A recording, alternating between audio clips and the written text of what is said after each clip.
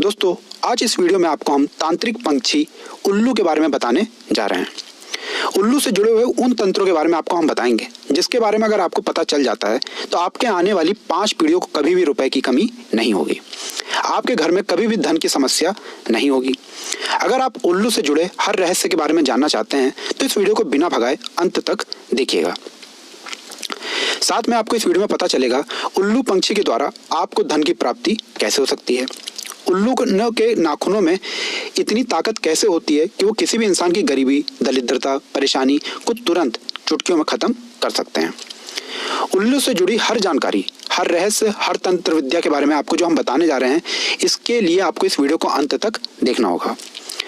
दोस्तों, उल्लू के बारे में और उल्लू के नाखूनों के बारे में अगर सही तंत्र विद्या आपको पता चल जाती है तो यकीन मानिए आपका पूरा जीवन बदल सकता है। अगर आप लोग परेशानी, गरीबी, दरिद्रता, कष्ट से जूझ रहे थे तो उल्लू के नाखूनों से ये चुटकियों में खत्म हो सकता है। दोस्तों, वीडियो शुरू करने से पहले हम आपसे एक निवेदन करना चाहते हैं। एक बात जान लीजिए, कालों के भी काल होते हैं भगवान भोलेनाथ। अगर आपके जीवन में समस्या चल रही है, परेशानी चल रही है, चाहे आपका अच्छा दिन हो चाहे बुरा दिन हो, आप प्रतिदिन भगवान भोलेनाथ को जरूर याद किया कीजिए। तुरंत कमेंट सेक्शन में जाइए और लिखिए ओम नमः शिवाय, ताकि आपको भगवान भोलेनाथ का आशीर्वाद मिल सके और आपके जीवन से हर तरीके के कष्ट खत्म हो जाएं। और वीडियो लाइक करके तुरंत चैनल सब्सक्राइब कर लीजिए।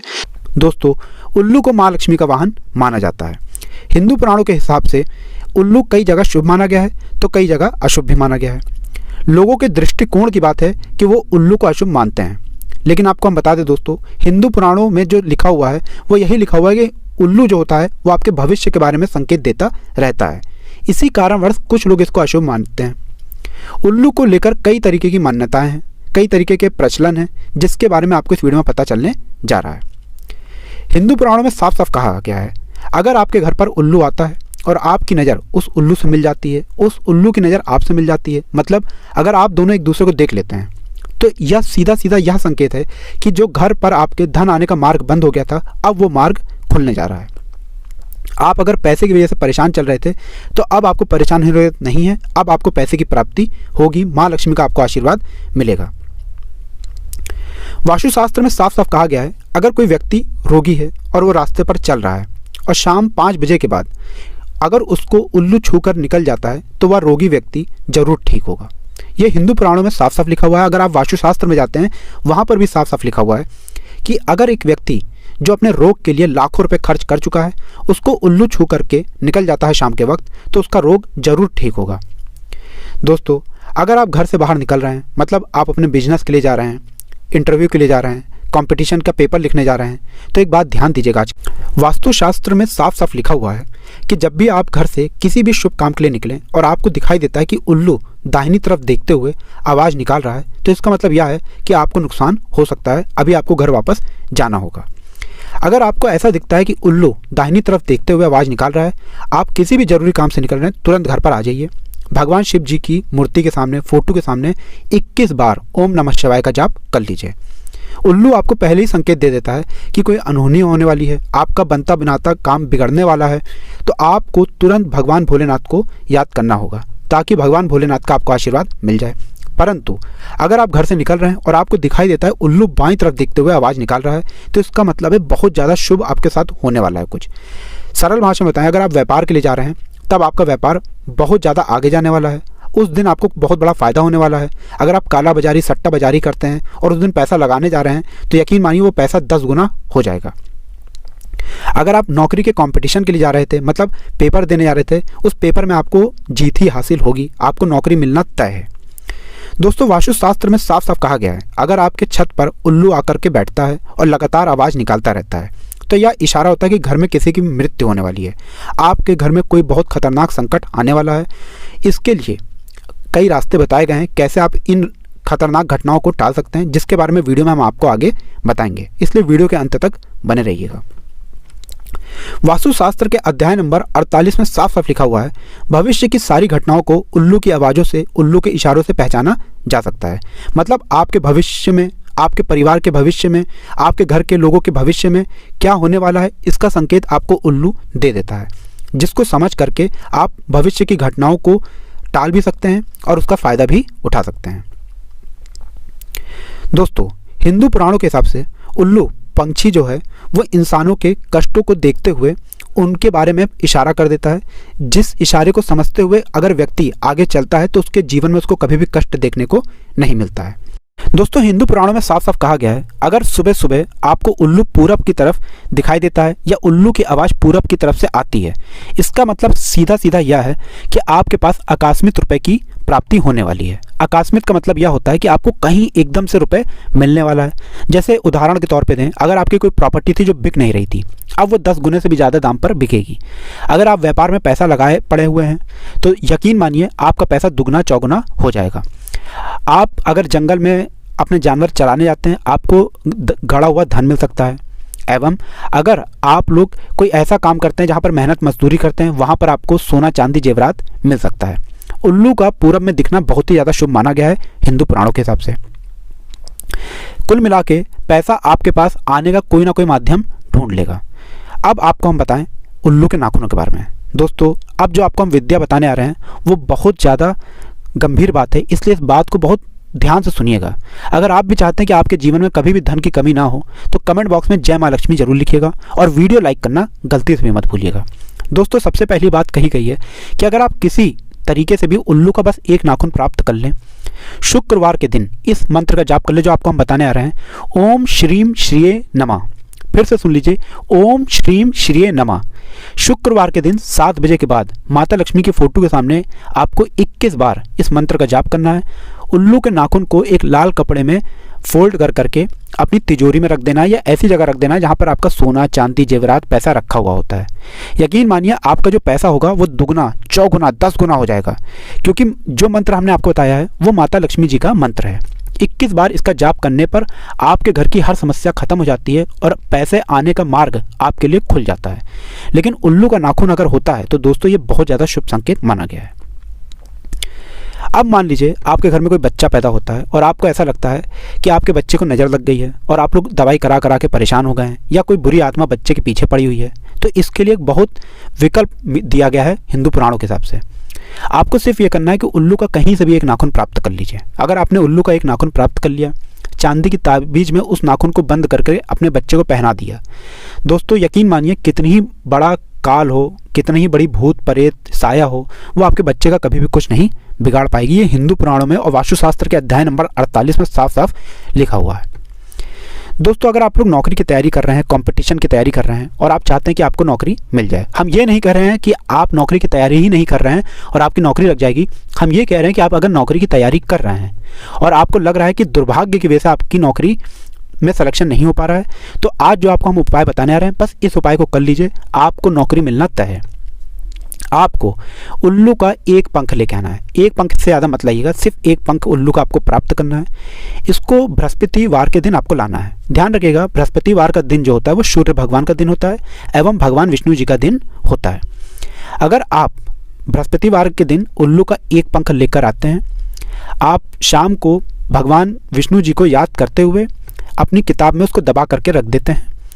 आप सिर्फ अपनी तैयारी करते रहिए, आपको आने वाले 6 महीने के अंदर जरूर नौकरी मिलेगी। चाहे प्राइवेट नौकरी में एक बहुत अच्छा ओहदा आपको मिल जाए, आपको समाज में इज्जत मिलेगी, या अगर आप सरकारी नौकरी की तैयारी कर रहे थे, आपका दुर्भाग्य आपके पीछे पड़ा हुआ था, आपके 9 ग्रह आपका साथ नहीं दे रहे थे, वो आपका साथ देंगे और आपकी नौकरी लगेगी ही लगेगी।